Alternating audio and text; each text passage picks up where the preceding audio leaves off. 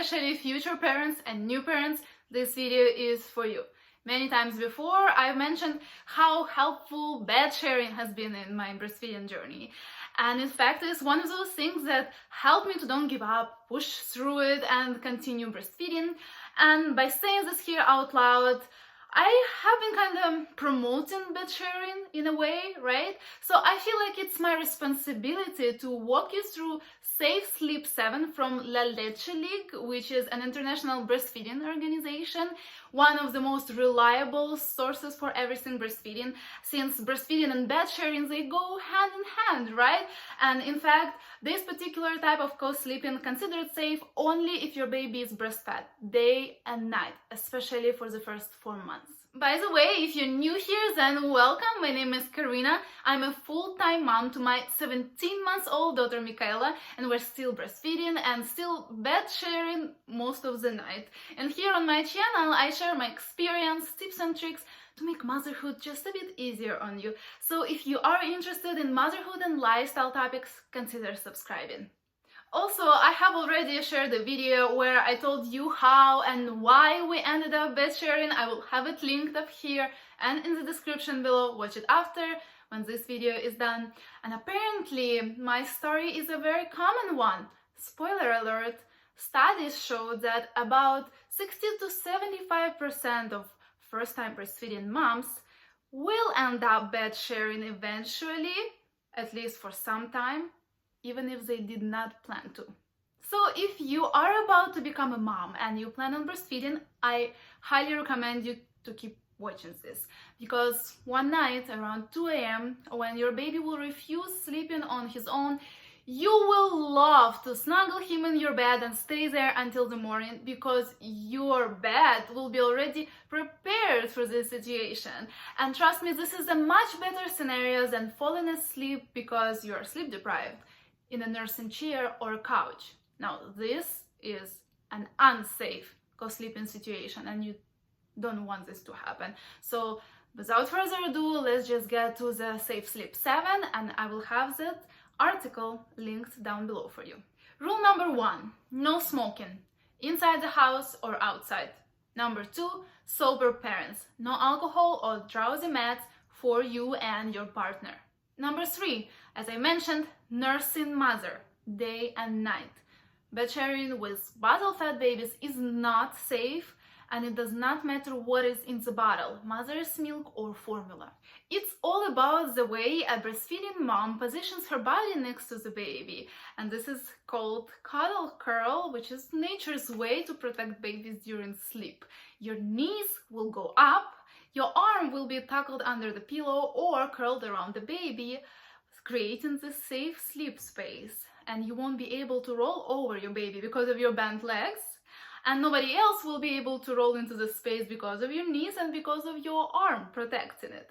Also, the responsiveness breastfeeding hormones give you is incredible, and you just sleep so light and you become just so aware of everything. This protecting cuddle curl will come to you naturally, like I said, if you're gonna keep breastfeeding day and night, and this is a very important condition for bed sharing. If you know that your partner moves a lot at night, try to always sleep in between your partner and the baby, or maybe consider getting a bigger bed if possible, or maybe even consider getting a different bed for your partner. It really depends on each family, but usually it's not an issue, it's more of an exception.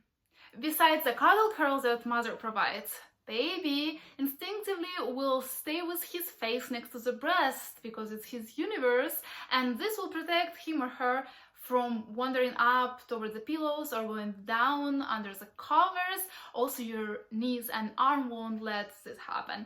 But there is so much more to this particular subject, and that article I linked below goes deeper into this.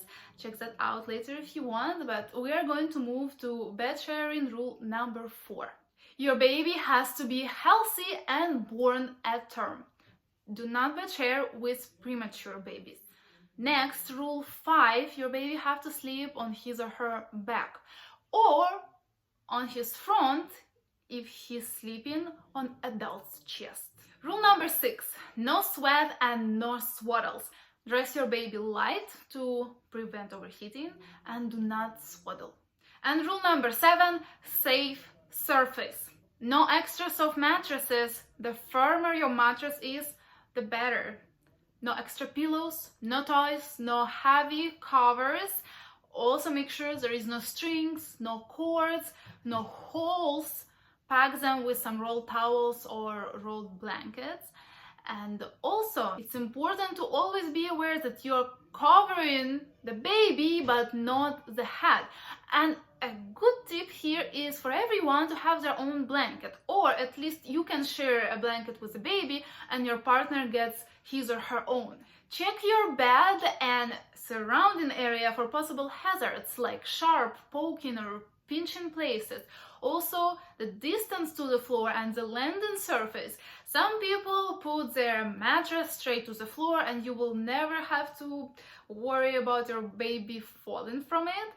Or if your bed not as tall, you can put some pillows or mats around it, or you can install some special side bed safety guards, or you can use a crib or a wall as a one-side protection. There are many options. If you follow these simple rules, your baby in the bed with you will be at no greater risk for SIDS than if he will be in his crib. And basically it's because you're providing the safe surface, meaning eliminating the breathing risks.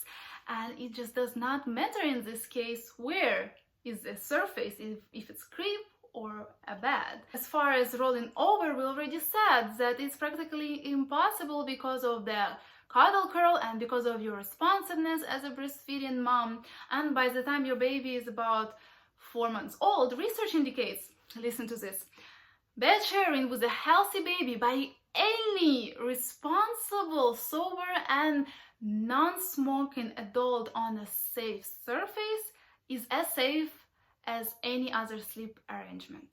If you have any questions about my personal co-sleeping experience, please leave them in the comments below. If you have any questions about the 7 rules, please read the article I linked below from La Leche League, and please give this video a big thumbs up if you liked it, because this will help me out a lot. And subscribe to my channel for a fresh video every single Thursday, and I want to wish you to have a peaceful and safe co-sleeping experience.